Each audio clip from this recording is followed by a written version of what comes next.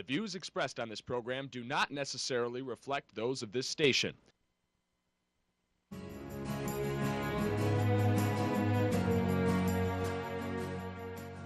Welcome to Insights into Northeast Michigan, a WBKB News public affairs program.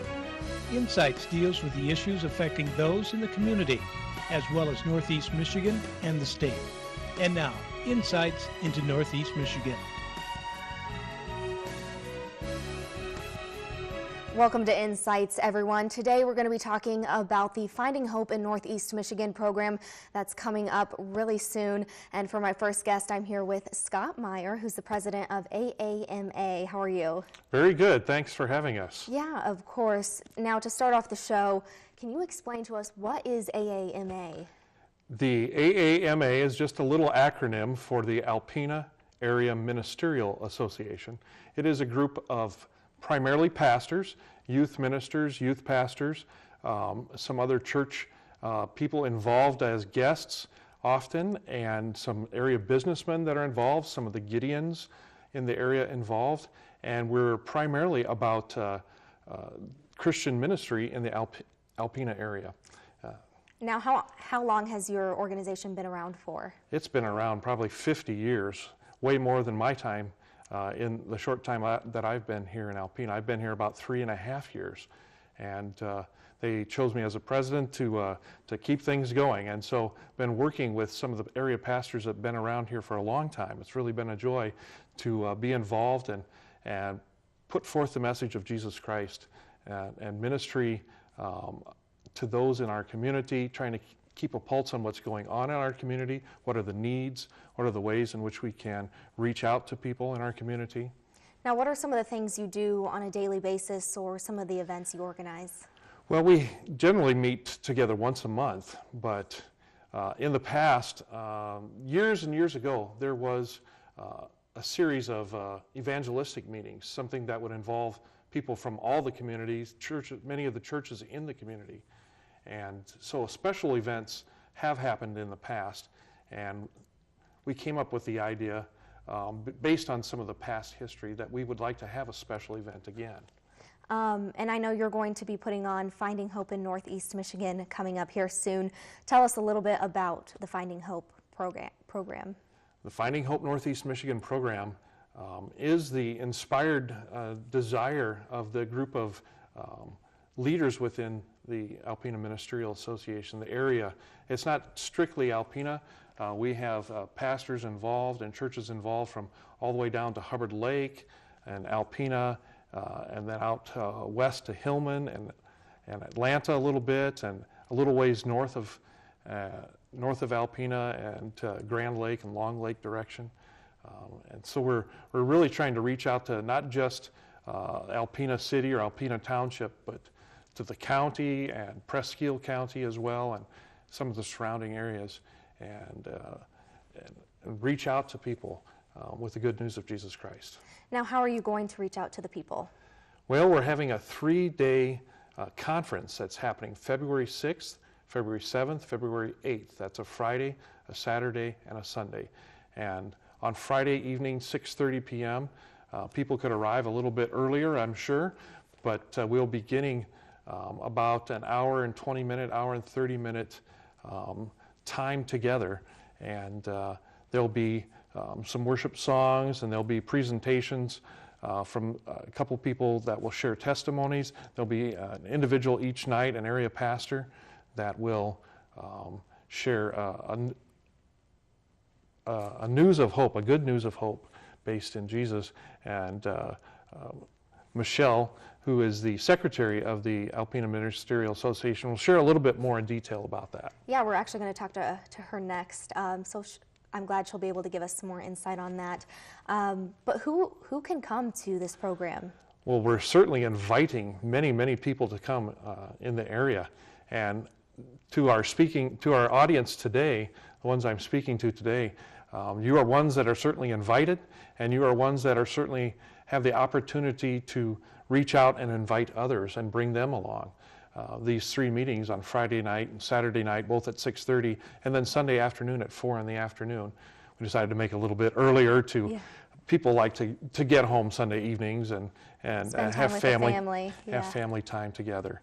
Yes, and I had the impression years and years ago that Christians were kind of proud people and not awfully humble, and they really thought a lot of themselves. But it's been my impression more and more as I've grown in my own Christian faith that really Christianity and Christian people in the area want to provide food and a healing through a relationship with Jesus. Mm-hmm. We really come to see ourselves as people that come to the hospital where a sin sickness can be healed, and that we're like beggars coming to the baker for bread, and from no sense of superiority, but rather from a sense of shared struggles in our world. So why do you think it's so important that we bring this program to Northeast Michigan? Well, we have many people to reach out to. We have numerous churches in our community and in our county, our township, and the surrounding counties, but we want to increase the impact of the ministry of Jesus to many, many more people. We know that there are people out in our communities that need the kingdom of God, that need Jesus to be in their life, to enrich their life, to heal them, to help them decide on priorities. Yes. How many churches are partaking in this? Well, is it a relatively large? I would say about 14 churches right now that have some participation level. 4 or 5 churches are really spearheading the efforts. And I'm not going to particularly name any churches because I don't want to leave anyone out, but we have a good segment of churches in the area that are participating. And I assume everyone's pretty excited about this event. Oh, very excited, very excited. We just had a team meeting last night with about 45, 50 people involved. So many people are involved as volunteers. And we're trying to pull this off on our own. We had thought years ago that they had brought in nationally known speakers. There's quite an expense with that. We did a little bit of research about that, and it's quite an expense with that, travel expenses, speaker fees. And so we're really inspired to pull this off on our own because God placed it in our hearts as we prayed about what we should do next, that we could have people from the area be our speakers, some of the local pastors, some of the members of our congregations to share their life story, their testimony about the difference that Jesus makes in their life. And we really brought down our expenses quite a bit by doing that, but we still have some expenses. Now, with so many people involved, like you said, 14 churches and all the volunteers, has it, I'm sure it's been quite a task to pull this off. Is that correct? Well, we think that it's quite a task. It's our first time doing this, and I'm sure we'll be better at it next year, the second time through.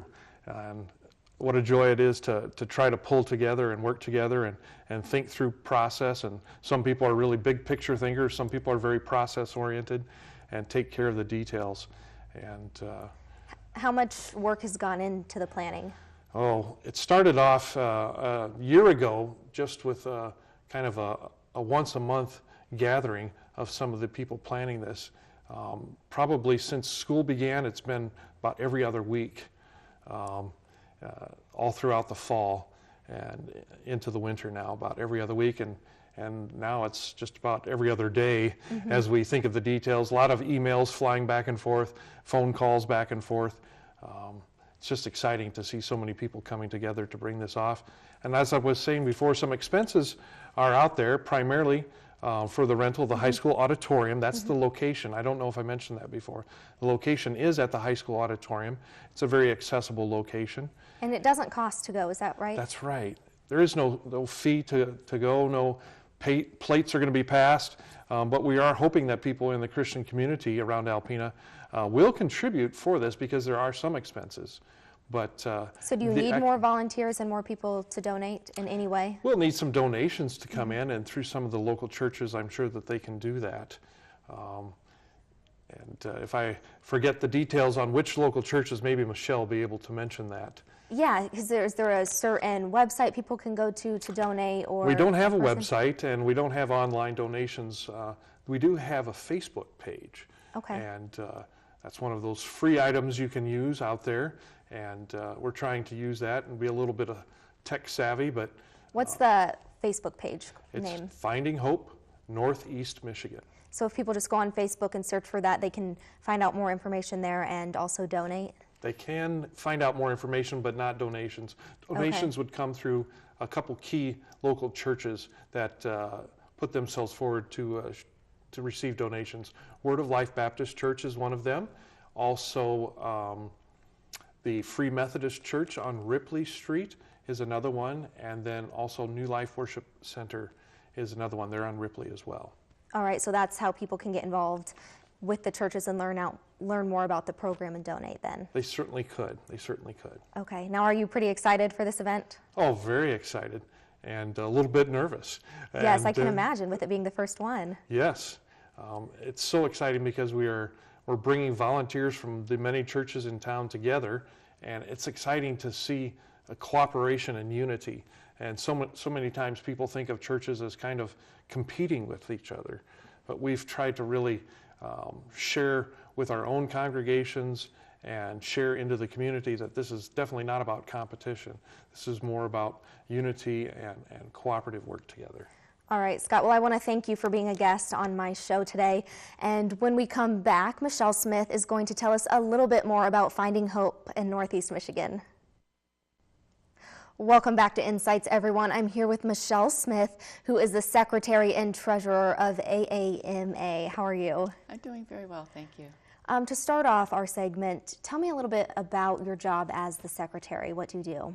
Well, it's a lot of administrative work, which is kind of something I'm good at. So I basically keep track of all the paperwork and the finances and kind of help be an assistant to Scott, the president, just do whatever I can to assist him. Now, did you have a big part in setting up the Finding Hope program? Actually, I am on the planning team. We have a small group of about 5 or 6 different pastors that have worked together, and I've been actively involved in that from the beginning. So tell me, where did this idea come from? How did you come up with the Finding Hope program? What was kind of your inspiration? Well, we really care about the community that we live in. We really care about the people here. And we've always felt that we wanted to find ways that we could make a greater impact as a ministerial association and as our churches, our local churches. And so we've kind of talked about and explored the idea of doing something like this for quite some time. I think Scott may have mentioned earlier that something like this had happened 25 and 30 years ago. And there's people in our congregations that were impacted by that, actually had their marriages healed or their lives turned around, and they still talk about how they're so grateful for that. And so we were kind of just trying to explore how could we make an impact. And that just began to percolate in our meetings as we talked about it and dialogued about it. And we kind of diverted from actually bringing a guest speaker in from out of town to deciding that we were going to use the resources that we have here in our own community. Now, did you mainly decide that because of expenses?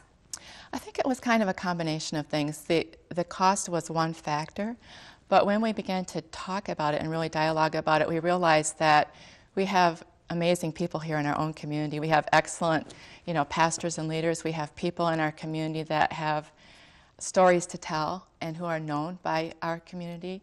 And we thought that could have an incredible impact just by people hearing from their peers, hearing from people, their neighbors, their friends, their, people that they know in our community. And so that really shifted our focus, and we began to kind of think outside of the box. Now, when you were in the planning process, I know you said there was something similar to this 25 to 30 years ago. Mm-hmm. Did you go back to what happened then and kind of base some of your ideas off of that program? Well, we did to a degree, but really we have been thinking outside of the box, and we realized that it's a different era, it's a different time, and the problems and issues that people are facing today are common somewhat to what was happening then, but there's really unique issues and problems that people are facing in this generation and this time. So we really began to think in a whole different direction than we were thinking at the beginning. Now, what is your overall goal for this program? Well, I guess I would have to say our overall goal is to really make a difference for the people that live in Alpena and the surrounding communities.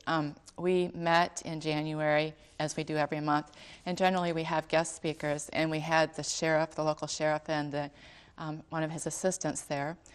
And one of the questions that we did ask them to address was, what are the trends that they're seeing in our community? What are some of the issues and things that our community is facing?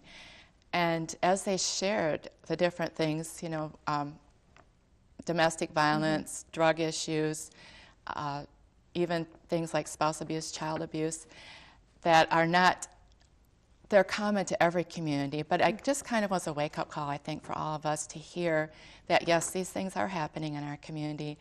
And so we realized that this is part of our responsibility to reach out and to try to make a difference for everyone in our community. There's people that maybe are struggling with these things, but then there's also the people whose lives are just busy and hectic, and they need hope as well. So it can be, people who have major issues, or just people whose lives are so busy, they just need to pause and kind of reflect on what are the important things in life. And I know here in Alpena, we're such a close-knit community. Everyone knows each other. And so you don't think about drugs being a problem in this community or abuse or anything like that. So, and I know you said that's some of the stuff you talked about. Will we be addressing that in the program?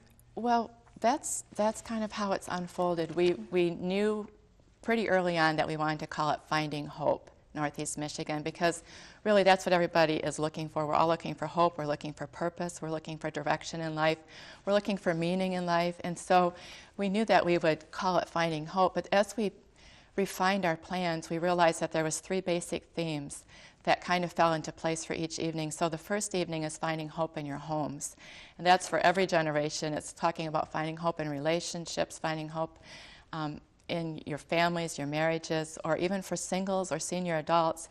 And so that is one of our themes in this. So will that be, so will the pastors be speaking on that topic, and then will there be people there who are there as not counselors, but similar to that, to talk to people who want to talk in private about that?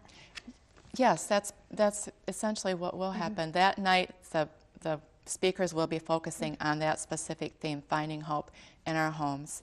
Not only the pastors, but also on Friday night, we will have Colette Bronson, who's a woman in our community who will be sharing a little bit about her own spiritual journey of finding hope. And then after the meeting, there will be people available to talk with individuals, because sometimes after you hear a message like that, it kind of resonates with you, and you think, I wish I could talk to somebody. I wish I could have someone pray with me. I wish someone could help me understand how I can find hope in my struggles. And so, yes, we will have a team of people available to do that. That's good that someone will be there to help people who want more insight onto that topic. Yes. So what's the second night about then? Well, the second night, on Saturday night, it's Finding Hope. Actually, I need to look at this. Finding Hope in Our Struggles. And on that night, Pastor Scott Joy will be speaking about finding hope in our struggles. And so many people are struggling with all kinds of issues, as I mentioned earlier, and this night is really focusing in on that, like how do we find hope in our struggles, and are there answers that might be able to give us direction and help us to make wise choices and change the course of our life. And also Deb Minkos, who is also a part of our community, will be sharing a bit about her spiritual journey and finding hope in her struggles. And then the third night is Sunday, and that starts at 4 o'clock, 4 o'clock, that's correct. And on Sunday afternoon, Pastor Matt Leavesley will be sharing about finding hope in our times. And that's another theme that just kind of fell into place because we took a look at what are the things that people need hope for. And really, and this is a big world, but this world is getting smaller all the time with the conflicts between nations and, the terrorist things that have been unfolding, and just fears and anxiety are really gripping people sometimes when they watch the news at night. It can be a little scary. And so we wanted to give people hope that even in these times that we live in, there are answers, there are things that can give you a sense of security and a sense of purpose and a sense of peace. And so that evening will be the theme. Now, I'm sure you're encouraging everyone to go to all 3, but can they just go to one of them? Oh, absolutely. We welcome people to come to any of the meetings that they can take in. and or all of the meetings, but certainly anything that fits into their schedule, we would love to welcome them warmly to come and join us. Do you have an idea right now of how many people you're expecting at this event? We don't know what to expect. We're just preparing to accommodate whoever is there, and we just expect that whoever does come will be encouraged, and hopefully their lives will be tremendously impacted by what they hear. And I know Scott had said there's going to be worship through songs, and then some of the pastors will be giving a sermon. But is there going to be time for people in the community to just connect with each other and kind of talk about issues? Well, we hope that will happen. There will be music, and then our folks who are sharing their story about their spiritual journey, and then the pastors sharing their message. And afterwards, we're providing light refreshments and time for people to just kind of mingle and talk and explore maybe some of the things that have come up throughout the course of the evening. Okay, and now before we end our show, can you again state for us the times and location? I sure can. This will be on Friday, February 6th at 6:30, Saturday, February 7th at 6:30, and Sunday, February 8th at 4 o'clock in the afternoon at Alpena High School Auditorium. And it's no cost, correct? No cost at all. So anyone and everyone can show up to this event if Yes, they would like all ages, to. children, families, singles, seniors, young people, everyone is welcome. All right, thank you so much, Michelle, for joining us today. Thank you, it's been my privilege. Yeah, anytime. And if you would like to find hope in Northeast Michigan, be sure to check out one of these events next week. Thanks for tuning in, everyone. Insights into Northeast Michigan is produced by WBKB News. If you have any comments, suggestions, or topics you would like to see on a future show, please email WBKB News. This has been a production of Thunder Bay Broadcasting Corporation. All rights reserved.